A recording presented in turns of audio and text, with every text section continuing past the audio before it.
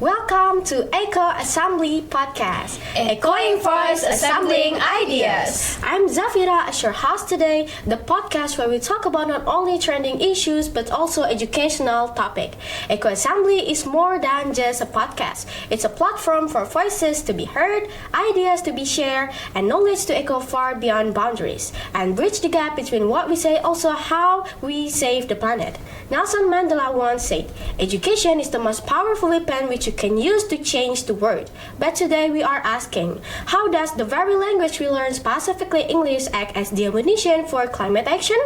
As we navigate the digital era flooded with information, English education isn't just about grammar. It's about digital literacy and the critical thinking needed to tackle the climate crisis. And today I'm joined with these two brilliant minds. First, Chelsea, an environmentalist focusing on SDG 13. She is here to show us how words translate into environmental reality. And the second person here, Zaskia, an English education and SDG 4 advocate, who believes that mastering a global language is the key to sharper digital literacy. Welcome to the show, both of you. Yay. So, how you doing, guys? I'm fine. Thank you so much for your warm welcome, host. I'm Chelsea, and let's talk about why the Earth is calling for better communication. Yeah, and also thanks for inviting us. Today I'm really excited to share my perspective on how English classroom is actually one of the frontline the educational sectors can do to introduce students on how to defend our planet from climate change. Okay, so it's getting more fun right now. We will start from Chelsea. So Chelsea, let's start with the why. When we talk about climate change, what are we actually seeing on the ground right now? Thanks, host. To put it bluntly, we are in the state of global boiling, not just warming, which is very concerning. Yeah. To prove it, we're seeing a record-breaking heatwaves in Southeast Asia and devastating floods in Europe. The cause is human-induced carbon emission, and the effect is displacement and loss of biodiversity. But according to UNESCO GEM report, education is the most overlooked tool to maintaining the climate mitigation. Okay. However, there's a catch to it because people are overwhelmed by data. People need to have more critical thinking and digital literacy to actually put an act how to save the planet. Because nowadays, especially in this digital era, misinformation spreads faster than wildfire. You have to know the why behind the news to actually put an action to actually know how to fix it. That's why I also very excited to join this podcast and seeing from education perspective. Okay, so that's a powerful point. It's a crisis of information as much as a crisis of temperature. So Zaskia, how can education, specifically English education, sharpen that critical thinking Chelsea mentioned before? Oh, well, as a citizen, we must think English as the gateway to global information. Yeah. Because like most of the research about climate, international coalition like the Paris Agreement, or even the global activism like the Friday for Future that happens in UK, happens primarily in English language. When the student master English, they kind of like gain a front row seat to see what is the global perspective are about the global problem. Okay. And however, in English education, we're not only going to talk about the meaning of word, understanding grammar, it goes deeper than that. Okay. We have argumentative text, we have discourse analysis and digital literacies to sharpen our critical thinking skills. Okay, it's interesting, but can you please elaborate more about that? Yeah, my pleasure. So, first we had argumentative text. When the teachers teach the students on how to structure a good argument, then the students will understand the structure, can identify whether the evidence is scientific or is it just a scam designed to protect a corporate interest. So when the students know the structure of argument, they can be avoided by being misled by any news out there. Oh, okay. And then the second one we have discourse analysis. Discourse analysis? Oh, I think Chelsea's and I also quite confused about it, and might be our listener or viewer not familiar with discourse analysis. So what is it about? Well, discourse analysis is a studies, a subject in our major.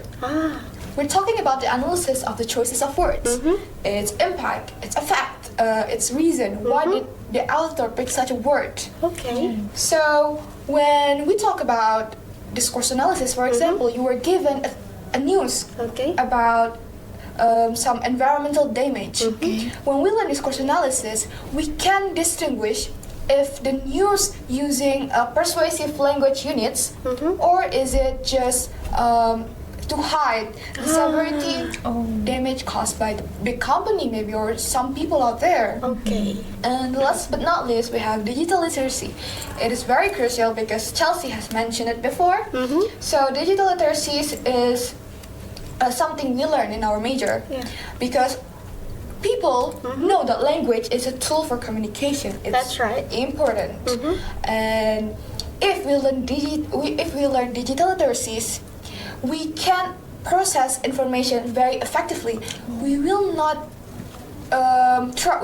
be trust of the fake news out there. Okay. We can distinguish it if it's a trustful or a credible news, or is it just a hoax.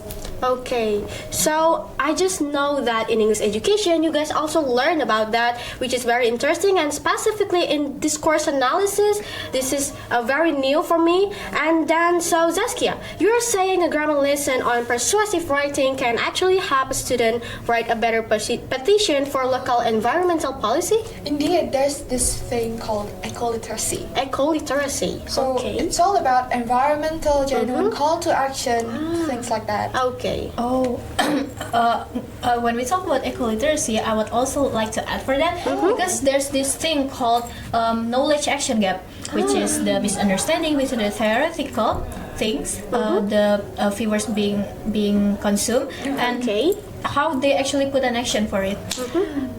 The cause of it, actually, because the language features being used is often too technical or too distant. Let me provide some example. Okay. There's these two posters. The first poster will say, reduce your carbon footprints. Okay. And the second poster will say, walk, bike to work. Which one do you think is the most persuasive and easy to understand? I think it's the second one, but I don't know. What about you, Zaskia? Well, I agree with you. I think the second one is not too technical. Right, because there's actually a reason behind this. The second one, the language or linguistic features being used is not too technical or too distant. That's why English education really bridges this, really bridges the complex science word into a more relatable digital content for social media. Is like a translating things, you know. Okay, so as we heard from Chelsea and Zaskia today, the crisis our planet faces isn't just about rising temperatures. It's about crisis of processing information. We are drowning in data but starving for wisdom. Right. Well, I guess through English education, we can learn to distinguish news from its linguistic elements, units, to identify if it's really real, happening, it's a fact or not.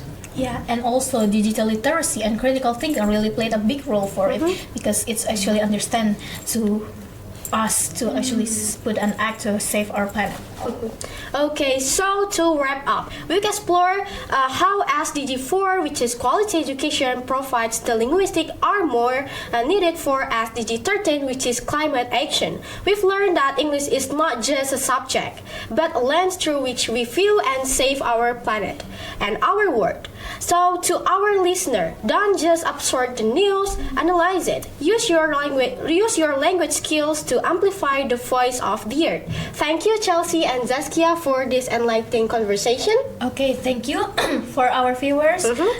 Remember, the earth is changing, so why aren't we? Wow, that's so cool. And for you guys out there, keep reading and keep questioning things. Wow, that's a good quote. So this has been Eco Assembly Podcast. I'm your host signing off. Can we do the tagline together? Sure. Okay, so Eco Assembly Podcast, echoing voice, assembling ideas. See you on the next video. Bye-bye. Bye!